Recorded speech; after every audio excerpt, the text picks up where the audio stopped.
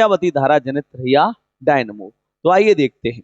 यह विद्युत चुंबकीय प्रेरण की घटना पर आधारित एक ऐसा उपकरण है जिसकी सहायता से यांत्रिक ऊर्जा को विद्युत ऊर्जा में बदला जाता है। यानी कि ये भी बात बहुत महत्वपूर्ण है कि ये किस घटना पर आधारित है, तो आप बता देंगे विद्युत चुंबकीय प्रेरण की घटना पर आधारित उपकरण है जिसकी सहायता से यांत्रिक ऊर्जा को, यानी इसके चलाते हैं, इसको हम ऐसे घुमाएंगे तो यंत्र की जो ऊर्जा है वो विद्युत ऊर्जा में कन्वर्ट होती है। तो यानी ये यांत्रिक ऊर्जा को विद्युत ऊर्जा में बदलता है, राइट। अच्छा, प्रत्यावर्ती धारा उत्पन्न करने के लिए प्रत्यावर्ती धारा जनित्र का उपयोग करते हैं और दिष्ट धारा उत्पन्न करने के लिए दिष्ट धारा जनित्र का उपयोग किया जाता है। बच्चों, प्रत्यावर्ती धारा जो कि आप अपने घरों में, कल कारखानों में ये यूज होती है, उसे प्रत्यावर्ती धारा कहते हैं। जो बैटरी वाली जो धारा है वो भी हम यूज करते हैं। तो जो बैटरी वाली जो करंट है बच्चों वो दिष्ट धारा होती है, डायरेक्ट करंट कहते हैं। और प्रत्यावर्ती धारा को ऑल्टरनेटिंग करंट कहते हैं, अल्टरनेटिंग करंट। तो बच्चों, जो ऑल्टरनेटिंग करंट है उसे एसी करंट भी कहते हैं, ऑल्टरनेटिंग करंट। ठीक है, ये एसी है। ठीक है, तो प्रत्यावर्ती धारा यानी ऑल्टरनेटिंग करंट को उत्पन्न करने के लिए प्रत्यावर्ती धारा जनित्र का उपयोग करते हैं। और डायरेक्ट करंट बच्चों, कौन सी? Direct current. और दिष्ट धारा उत्पन्न करने के लिए बच्चों, दिष्ट धारा उत्पन्न करने के लिए हम दिष्ट धारा जनित्र का उपयोग करते हैं। दिष्ट धारा जनित्र में और इसमें एक थोड़ा सा अंतर होता है बच्चों। ये जो है सर्पी बल्ले लगे हुए, उसमें विभक्त बल्ले लगा होता है, केवल एक ही ये गोला छल्ला होता है, उसमें कट लगे हुए होते हैं, तो वो दिष्ट धारा जनित्र होता है। ये दोनों अलग अलग छल्ले होते हैं, ये प्रत्यावर्ती धारा जनित्र होता है। सिर्फ इतना अंतर है, बाकी सब कुछ सेम होता है। तो बाकी बच्चों बात करते हैं सिद्धांत की, किस सिद्धांत पर काम करता है, कैसे काम करता है, थोड़ा समझना पड़ेगा। तो जब किसी कुंडली को चुंबकीय क्षेत्र में घुमाया जाता है, जैसे ये कुंडली है बच्चों और ये चुंबकीय क्षेत्र है, तो एन और एस जो चुंबकीय ध्रुवखंड है, इनके बीच में जब कुंडली को घुमाया जाता है तो उसके तल से गुजरने वाली फ्लक्स रेखाओं की संख्या में परिवर्तन के कारण विद्युत वाहक बल उत्पन्न हो जाता है और कुंडली में धारा बहने लगती है बच्चों। तो जब इस कुंडली को, अब ये देखो एन है और ये ऐसे, तो चुंबकीय क्षेत्र का ऐसे जाएंगे और ये कुंडली ऐसे रखी हुई है, तो जब ऐसे घूमेगी तो इसमें चुंबकीय क्षेत्र की संख्या बढ़ेगी और ये अधिकतम हो जाएगी, फिर ऐसे करेगी घटेगी, फिर ऐसे घूमेगी तो और घटेगी, फिर अधिकतम, मतलब फिर बढ़ती जाएंगी, फिर अधिकतम हो जाएंगी। ऐसे करके जब घूमेगी तो न्यूनतम अधिकतम ऐसे करके चुंबकीय क्षेत्र रेखाओं में बदलाव आता जाएगा, राइट। तो हमने कहा कि जब किसी कुंडली को चुंबकीय क्षेत्र में घुमाया जाता है तो उसके तल से गुजरने वाली फ्लक्स रेखाओं में परिवर्तन के कारण विद्युत वाहक बल उत्पन्न हो जाता है। तो बच्चों, किसी कुंडली के तल से विद्युत चुंबकीय फ्लक्स में परिवर्तन होता है तो उसमें विद्युत वाहक बल उत्पन्न हो जाता है। ठीक है, और इसमें प्रेरित धारा बहने लग जाती है। विद्युत वाहक बल क्या करता है? धारा उत्पन्न करता है। तो विद्युत वाहक बल के कारण कुंडली में धारा बहने लग जाती है। और हमें क्या चाहिए? यही तो चाहिए, धारा ही तो चाहिए हमें, प्रत्यावर्ती धारा जनित्र। तो ये इसका सिद्धांत है। अब रचना की बात करें तो बेटा इसके मुख्यतः 3 भाग हैं। पहला क्षेत्र चुंबक।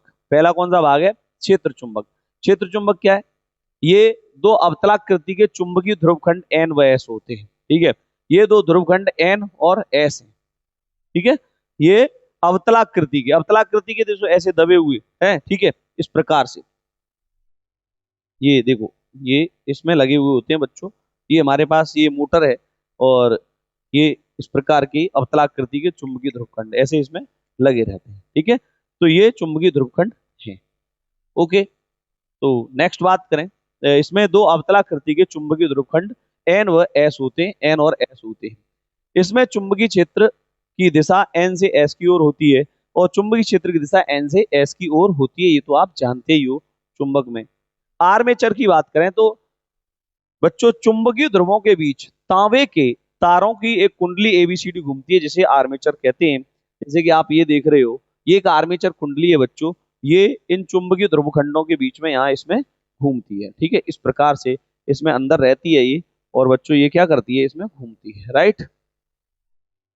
ये इसके अंदर ऐसे करके बच्चों घूमती है, तो इसे कहते हैं आर्मेचर। ये जो एबीसीडी यहाँ पे दिखाई दे रही है, मैं यहाँ पे जो आप देख रहे हैं ना, ये सिर्फ एक फेरे की बात है। ये सिर्फ एक फेरा, ये एक कॉइल है।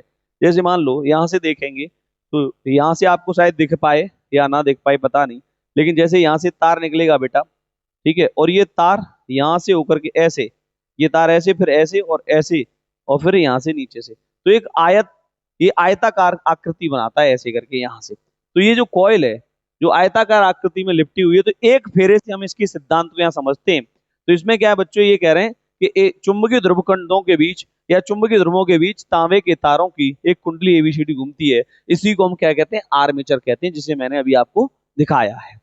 सर्पी बल है तथा बुरुष। तो कुंडली के सिरों का संबंध तांबे के दो अलग अलग छल्लों से होता है, जो आपस में एक दूसरे को कभी भी स्पर्श नहीं करते, आपस में कभी भी एक दूसरे को स्पर्श नहीं करते और कुंडली के साथ साथ घूमते रहते हैं। इन्हीं को हम सर्पी वलय कहते हैं। ये अलग अलग बच्चों घूमते रहते हैं।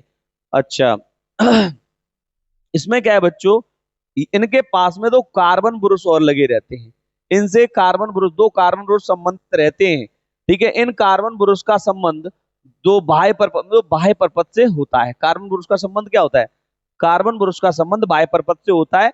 जो कार्बन बुरुष दोनों बच्चों सर्पी वलय के साथ में संबंधित रहते हैं। तो यानी जब ये कुंडली घूमती है तो ये सर्पी वलय से टच करते रहते हैं, स्पर्श करते रहते हैं। और जब ये कुंडली बच्चों घूमती है तो ये इससे स्पर्श में रहेंगे और ये विद्युत धारा जो उत्पन्न होगी, जो इनसे होकर के बुरुषों से होकर के बाह्य परपथ में चली जाती है। ठीक है, राइट। आगे बात करें बच्चों वर्किंग की, इसकी क्रिया विधि की। ठीक है, तो बच्चों इसमें क्या होता है, जब आर्मेचर कुंडली घूमती है तो उससे गुजरने वाली फ्लक्स रेखाओं की संख्या में परिवर्तन के कारण विद्युत भागबल उत्पन्न हो जाता है और परपथ में धारा बहने लगती है। यही बात आपको मैंने बताई थी अभी।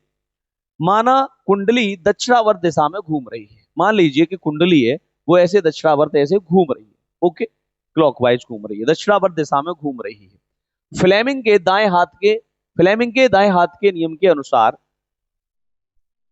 तब फ्लेमिंग के दाएं हाथ के नियम के अनुसार इसमें बहने वाली धारा की दिशा होगी। तो इसमें कहने का मतलब है, तब फ्लेमिंग के दाएं हाथ के नियम के अनुसार या चित्र के अनुसार इसमें जो धारा की दिशा होगी वो होगी। ठीक है, तो फ्लेमिंग के दाएं हाथ के नियम के अनुसार इसमें धारा की दिशा होगी।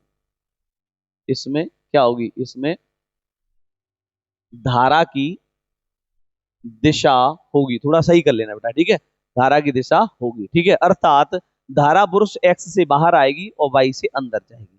तो देखो कैसे, फ्लेमिंग के दाएं हाथ के नियम के अनुसार हम बात करें बच्चों, जैसे ये यहां से देखें बच्चों, देखिएगा जैसे ये जो है ये चुंबकीय क्षेत्र की दिशा को प्रदर्शित करेगी, तर्जनी उंगली और मध्यमा उंगली धारा की दिशा को, और अंगूठा बल या वेग की दिशा को प्रदर्शित करता है दाएं हाथ के नियम में। तो देखो ये कुंडली बेटा ऊपर जा रही है तो अंगूठा ऊपर की दिशा, चुंबकीय क्षेत्र एन से एस की ओर होता है तो ये उंगली एन से एस की दिशा में, ऐसे एन से एस की दिशा में, और कुंडली ऊपर उठ रही है तो ये जो उंगली है ये ऊपर की तरफ जा रही है, तो धारा ऊपर की तरफ ऐसे बह रही है, राइट।